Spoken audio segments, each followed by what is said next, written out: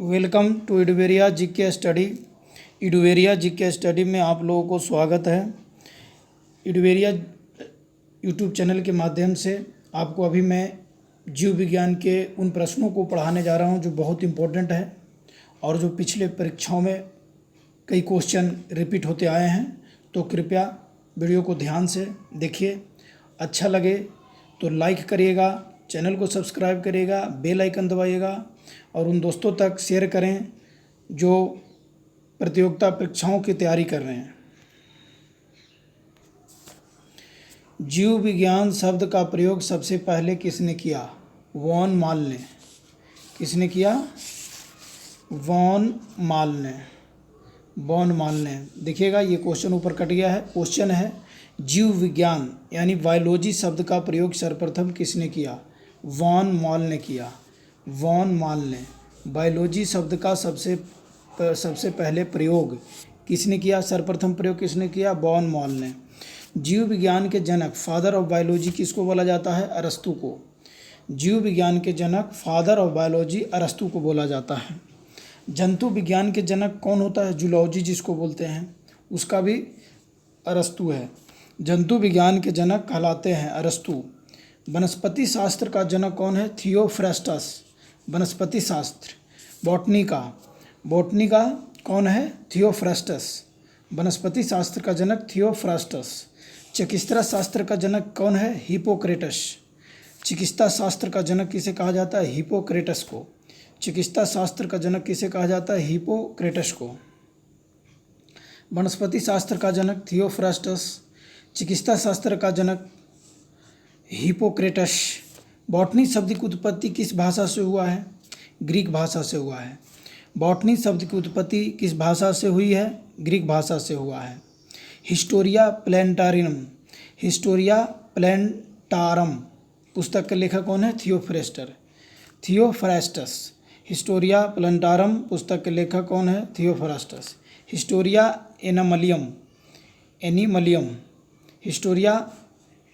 एनिमलियम पुस्तक के लेखक कौन है? अरस्तु। हिस्टोरिया एनिमलियम पुस्तक के लेखक अरस्तु है। वह विज्ञान जिसका संबंध जीवधारियों के अध्ययन से होता है कौन सा है? जीवधारियों को जो अध्ययन करे वो जीव विज्ञान है, सीधी सी बात है। फाइकोलॉजी में किसका अध्ययन किया जाता है? शैवाल का। फाइकोलॉजी में किसका अध्ययन किया जाता है? शैवाल का। फाइकोलॉजी में किसका अध्ययन किया जाता है? शैवाल का। पर्यावरण का अध्ययन जीव विज्ञान की किस शाखा के अंतर्गत किया जाता है? पारिस्थितिकी, जिसको इन्वायरमेंटल स्टडीज भी बोलते हैं। पर्यावरण का अध्ययन जीव विज्ञान के किस शाखा के अंतर्गत किया जाता है? पारिस्थितिकी के अंतर्गत। फूलों के संवर्धन के विज्ञान को क्या कहते हैं? फ्लोरिकल्चर। फूलों के संवर्धन के विज्ञान को क्या कहते हैं? फ्लोरिकल्चर। फूलों के विज्ञान को क्या कहते हैं? फ्लोरिकल्चर। जो फूलों के संवर्धन का अध्ययन करते हैं उसे फ्लोरिकल्चर कहते हैं। डेंड्रोलॉजी का संबंध है झाड़ियों के अध्ययन से। डेंड्रोलॉजी किसका अध्ययन करता है? झाड़ियों का अध्ययन करता है। पुष्पों का अध्ययन कौन करता है? एंथोलॉजी। पुष्पों का अध्ययन कौन करता है? एंथोलॉजी। पुष्पों का अध्ययन कौन करता है? एंथोलॉजी। जीवाश्म वनस्पति विज्ञान में अध्ययन किया जाता है जीवाश्मों का। जीवाश्म वनस्पति विज्ञान में अध्ययन किया जाता है जीवाश्मों का। वनस्पति संवर्धन से संबंधित विज्ञान की शाखा को कहते हैं हॉर्टिकल्चर। वनस्पति संवर्धन से संबंधित विज्ञान की शाखा को कहते हैं हॉर्टिकल्चर। वनस्पति संवर्धन से संबंधित विज्ञान की शाखा को कहते हैं हॉर्टिकल्चर।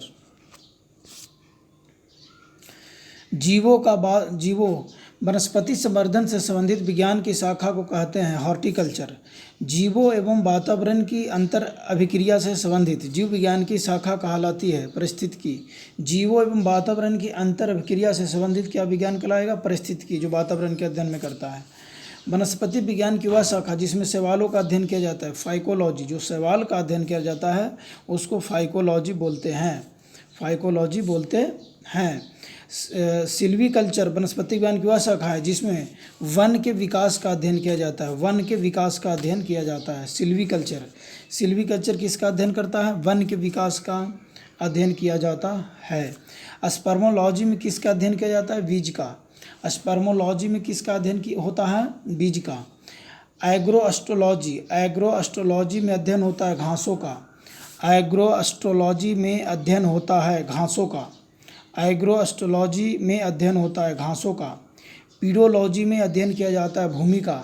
पीडोलॉजी, PEDOLOGY, पीडोलॉजी में भूमि का अध्ययन किया जाता है, पीडोलॉजी। आनुवंशिकता एवं विभिन्नता के बारे में, आनुवंशिकता एवं विभिन्नता के बारे में जानकारी देने वाली वनस्पति विज्ञान की शाखा को कहते हैं आनुवंशिकी। आनुवंशिकी, आनुवंशिकता एवं विभिन्नता के बारे में जानकारी देने वाली वनस्पति विज्ञान की शाखा को कहते हैं आनुवंशिकी। पौधों को नाम देने वाला विज्ञान कहलाता है बार्गिकी। पौधों को नाम देने वाला विज्ञान कहलाता है बार्गिकी। बार्गिकी। फलों का अध्ययन करने वाला कहलाता है पोमोलॉजी। पोमोलॉजी के अंतर्गत फलों का अध्ययन किया जाता है। प्राग्नो, पोलन ग्रेन्स का अध्ययन होता है पैलिनोलॉजी। प्राग्नो या पोलन ग्रेन्स का अध्ययन कहलाता है पैलिनोलॉजी। संसार में पौधों के वितरण का अध्ययन कहलाता है फाइटोजियोग्राफी। संसार में पौधों के वितरण का अध्ययन कहलाता है फाइटोजियोग्राफी। संसार में पौधों के वितरण का अध्ययन कहलाता है फाइटोजियोग्राफी। साग सब्जी उत्पन्न करने वाले पौधों का अध्ययन कहलाता है ओलेरीकल्चर। साग सब्जी उत्पन्न करने वाले पौधों का अध्ययन कहलाता है ओलेरीकल्चर।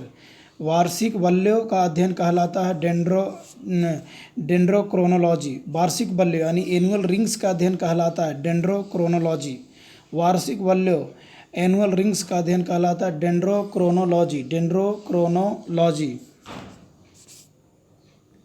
सजावटी वृक्ष, सजावटी वृक्ष तथा झाड़ियों के संवर्धन में संबंधित अध्ययन कहलाता है आर्बोरिकल्चर।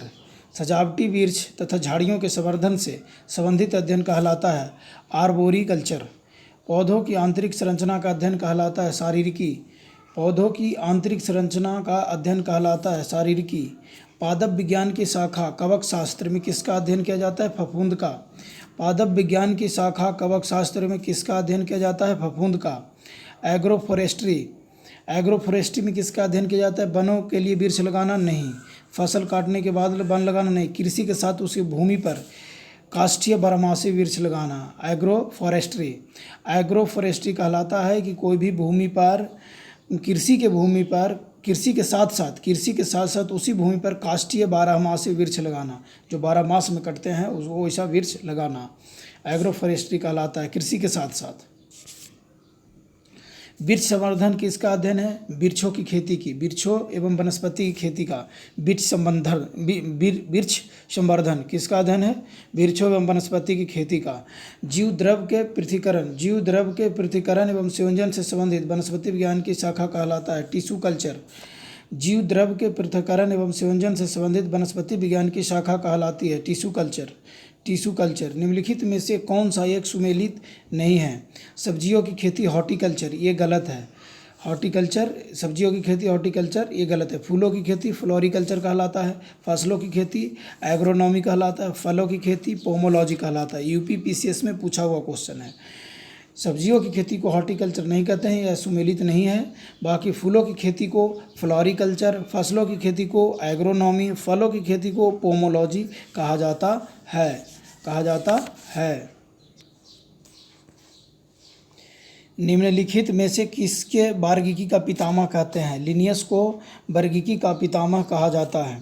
निम्नलिखित में से किसे वर्गीकी का पितामह कहा जाता है। एंगलर, अरस्तु, थियोफ्रेस्टस नहीं, लिनियस को वर्गीकी का पितामह कहा जाता है। दिनामपत्ति के प्रतिपादक कौन है। लिनियस। दिनामपत्ति के प्रतिपादक कौन है लिनियस। वर्गीकरण का प्राकृतिक सिस्टम किस वनस्पति विज्ञान के प्रस्तुत किया जाता है। स्वीडिश। वर्गीकरण का प्राकृतिक सिस्टम किस वनस्पति विज्ञानी के प्रस्तुत किया जाता है। स्वीडिश वनस्पति विज्ञानी के। वर्गीकरण का प्राकृतिक सिस्टम किस वनस्पति विज्ञानी ने प्रस्तुत किया था। स्वीडिश ने। पुष्पी पादपों को रखा गया है। पुष्पी पादपों को किस में रखा गया है। पुष्पी पादपों को फेनरोगेम्स में रखा गया है। पुष्पी पादपों को फेनरोगेम्स में रखा गया है। अब पुष्पी पादपों को रखा गया है जो फूल नहीं देता है उसको किस में रखा गया है। क्रिप्टोगेम्स में रखा गया है। पुष्पी पौधों, जो पुष्प नहीं देता है उसको क्रिप्टोगेम्स में रखा गया है, जो पुष्प देता है उसको फेनरोगेम्स में रखा गया है। वर्गीकरण की आधारीय इकाई क्या है? वर्गीकरण की आधारीय इकाई क्या है? स्पेसीज, उनका जाति, वर्गीकरण जाति के आधार पर ही उनको वर्गीकरण किया गया है। हाइड्रोफाइट्स होते हैं जलीय पौधे। हाइड्रोफाइट्स क्या होते हैं? जलीय पौधे होते हैं। हाइड्रोफाइट्स जलीय पौधे होते हैं।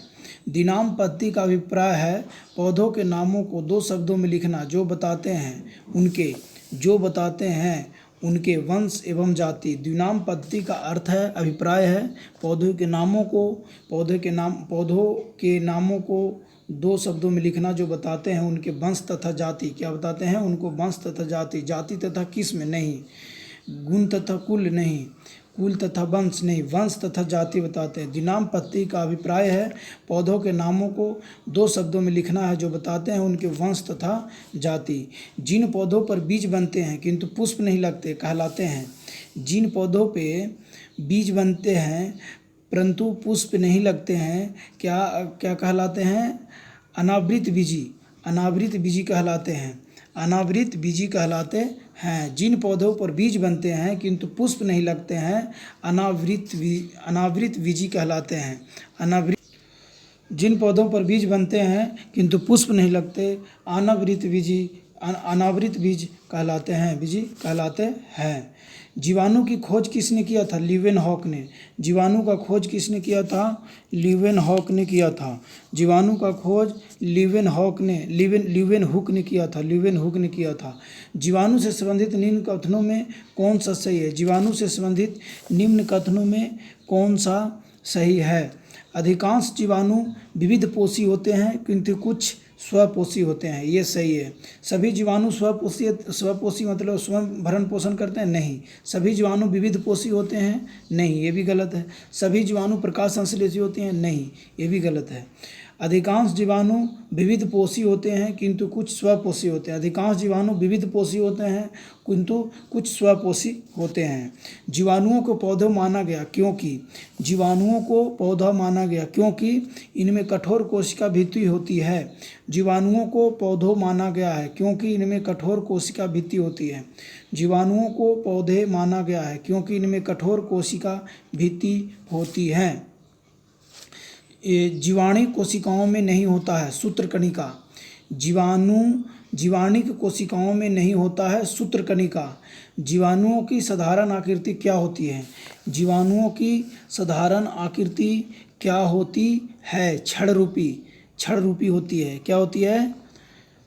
छड़ रूपी होती है। छड़ रूपी। जीवाणुओं की साधारण आकृति क्या होती है? छड़ रूपी। जो जीवाणु आकार में सबसे छोटे होते हैं कहलाते हैं गोलाणु कहलाते हैं। जो जीवाणु आकार में सबसे छोटे होते हैं गोलाणु कहलाते हैं। एक गोल जीवाणु कहलाता है कोकस। एक गोल जीवाणु क्या कहलाता है? कोकस। एक गोल जीवाणु क्या कहलाता है? कोकस। जो जीवाणु आकार में सबसे छोटे होते हैं उसको गोलाणु कहा जाता है। एक गोल जीवाणु कहलाता है कोकस। एक गोल जीवाणु क्या कहलाता है? कोकस। एक सर्पिल जीवाणु को क्या कहते हैं? एक सर्पिल जीवाणु को क्या कहते हैं? एक सर्पिल जीवाणु को स्पाइरिलम बोलते हैं। स्पाइरिलम। एक सर्पिल जीवाणु को स्पाइरिलम बोलते हैं। एक सर्पिल जीवाणु को कहते हैं स्पाइरिलम। वास्तविक केंद्रक किसमें अनुपस्थित होता है? वास्तविक केंद्रन किसमें अनुपस्थित होता है? जीवाणु में। वास्तविक केंद्रक किसमें अनुपस्थित होता है? जीवाणु में। निम्नलिखित में से कौन सर्वाधिक संख्या में पाए जाते हैं? शैवाल, कवक, जीवाणु, कीट। इसी में जीवाणु सर्वाधिक संख्या में पाया जाता है। निम्नलिखित में से कौन सा सर्वाधिक संख्या में पाया जाता है? जीवाणु सर्वाधिक संख्या में पाया जाता है। बैक्टीरिया में पाए जाने वाला प्रकाश संश्लेषी आंश कहलाता है वर्णकिल्वक कहलाता है। बैक्टीरिया में पाए जाने वाला प्रकाश संश्लेषी आंश कहलाता है वर्णकिल्वक। पाश्चर प्रसिद्ध है रोगों की जर्म थ्योरी के लिए। पाश्चर किस लिए प्रसिद्ध है? Lewis Pasteur. प्रोटीन संश्लेषण के लिए? नहीं। सूक्ष्मदर्शी अन्वेषण के लिए? नहीं। शराब के किण्वन के लिए? नहीं। रोगों की जर्म थ्योरी के लिए। रोगों की जर्म थ्योरी के लिए पाश्चर प्रसिद्ध है रोगों की जर्म थ्योरी के लिए। पाश्चर प्रसिद्ध है रोगों की जर्म थ्योरी के लिए। निम्न में से सबसे छोटा जीव है। निम्न में से सबसे छोटा जीव है माइक्रोप्लाज्मा। माइक्रोप्लाज्मा सबसे छोटा है। निम्न में से सबसे छोटा जीव है कौन? विषाणु, जीवाणु या ईस्ट। माइक्रोप्लाज्मा सबसे छोटा जीव है। माइक्रोप्लाज्मा सबसे छोटा जीव है। जो जीवाणु सीधे ही वायुमंडलीय नाइट्रोजन को नाइट्रोजन के यौगिकों में बदलते हैं कहलाते हैं नाइट्रोजन स्थिरीकारी जीवाणु। जो जीवाणु सीधे ही वायुमंडलीय नाइट्रोजन को नाइट्रोजन के यौगिक में बदलते हैं कहलाते हैं नाइट्रोजन स्थिरीकरण जीवाणु। नाइट्रोजन स्थिरीकरण जीवाणु वायुमंडलीय नाइट्रोजन को नाइट्रोजन के यौगिकों में बदलते हैं यौगिकों में बदलते हैं कहलाते हैं नाइट्रोजन स्थिरीकारी जीवाणु। मूल ग्रंथियां पाई जाती हैं रूट नूडल्स। मूल ग्रंथियां पाई जाती हैं कुछ ल्यूमिनस पादपों तथा कुछ अन्य पौधों में। कुछ ल्यूमिनस पादपों तथा कुछ अन्य पौधों में भी पाए जाते हैं। मूल ग्रंथिकाओं पाई जाती हैं कुछ ल्यूमिनस पादपों तथा कुछ अन्य पौधों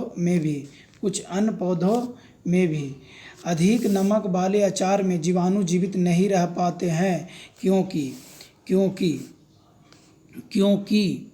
ये जीव द्रव्य कुंचित हो जाते हैं और इस तरह मर जाते हैं। अधिक नमक वाले अचार में जीवाणु जीवित नहीं रह पाते हैं क्योंकि ये जीव द्रव्य कुंचित हो जाते हैं और इस तरह मर जाते हैं। अधिक नमक वाले अचार में जीवाणु जीवित नहीं रह पाते हैं क्योंकि ये जीव द्रव्य कुंचित हो जाते हैं और इस तरह मर जाते हैं। मानव की आंत में पाए जाने वाला जीवाणु है। मानव की आंत में पाए जाने वाला जीवाणु है एशेरिशिया कोलाई। एशेरिशिया कोलाई मानव की आंत में पाए जाने वाला जीवाणु है एशेरिशिया कोलाई। तपेदिक उत्पन्न करने वाला जीवाणु है। तपेदिक उत्पन्न करने वाला जीवाणु है माइकोबैक्टीरियम। तपेदिक उत्पन्न करने वाला जीवाणु है माइकोबैक्टीरियम है। जो टीबी उत्पन्न करने वाला जीवाणु का क्या नाम है? माइकोबैक्टीरियम। मानव की आंत में पाए जाने वाला जीवाणु है। मानव की आंत में पाए जाने वाला जीवाणु है एशेरिशिया कोलाई। टीबी उत्पन्न करने वाला जीवाणु माइकोबैक्टीरियम। भोजन की विषाक्त उत्पन्न होती है किससे? भोजन की विषाक्त उत्पन्न होती है किससे? क्लॉस्ट्रिडियम बोटुलिनम द्वारा।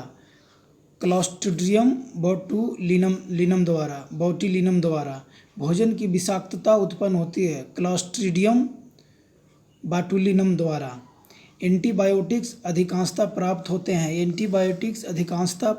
हैं जीवाणुओं से। एंटीबायोटिक्स अधिकांशतः प्राप्त होते हैं किससे प्राप्त होते हैं? जीवाणुओं से होते हैं। यदि एक जीवाणु कोशिका प्रति 20 मिनटों में विभाजित होती है तो 2 घंटे में कितने जीवाणु बनेंगे? 4। कितने जीवाणु बनेंगे? 4। यदि एक जीवाणु कोशिका प्रति 20 मिनट में विभाजित होता है तो 2 घंटे में कितने जीवाणु बनेंगे? 4 बनेंगे। एक जीवाणु कोशिका प्रति कोशिका 20 मिनटों में विभाजित होती है। प्रति कोशिका 20 मिनटों में विभाजित होते हैं तो 2 घंटों में कितने जीवाणु बनेंगे? 4 बनेंगे। 4। नाइट्रोजन यौगीकरण में निम्नांकित में से कौन सी फसल सहायक है? फली। नाइट्रोजन यौगिकीकरण में निम्नलिखित में कौन सी फसल सहायक है? फली। नाइट्रोजन स्थिरीकरण में लेग हीमोग्लोबिन का क्या तात्पर्य है? ऑक्सीजन का अवशोषण। नाइट्रोजन स्थिरीकरण में लेग हीमोग्लोबिन का क्या कार्य है? ऑक्सीजन का अवशोषण। नाइट्रोजन स्थिरीकरण में लेग हीमोग्लोबिन का क्या कार्य है? ऑक्सीजन का अवशोषण। चाय की पत्तियों के क्यूरिंग में किसका उपयोग होता है? जीवाणु का। जीवाणु का। चाय की पत्तियों में चाय की पत्तियों को क्यूरिंग में किसका उपयोग होता है? जीवाणु का होता है। वीडियो अच्छा लगा होगा तो वीडियो को लाइक करिएगा।